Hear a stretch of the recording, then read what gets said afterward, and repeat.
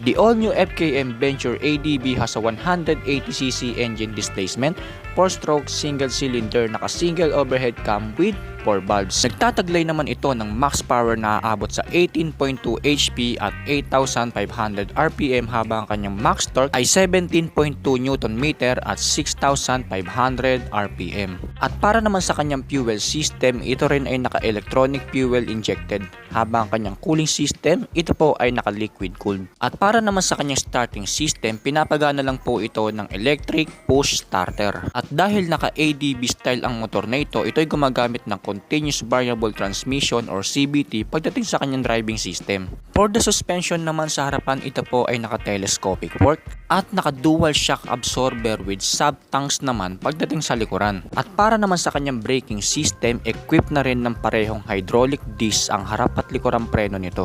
Naayon kay FKM Motors, equipped na rin ng dual channel ABS na mayroong TCS or Traction Control System. Meron na rin itong built-in camera na talaga namang mapapakinabangan natin pag tayo bumibiyahe sa daan. At meron na nga rin itong features na kung saan pwede mo na rin i-connect ang cellphone mo rito para mas lalo mong magamit or ma-function ang full potential ng TFT instrument panel nito. At para naman sa kanyang dimensions, meron itong overall length na 1,965mm, overall width na 730mm at overall height na 1,170mm.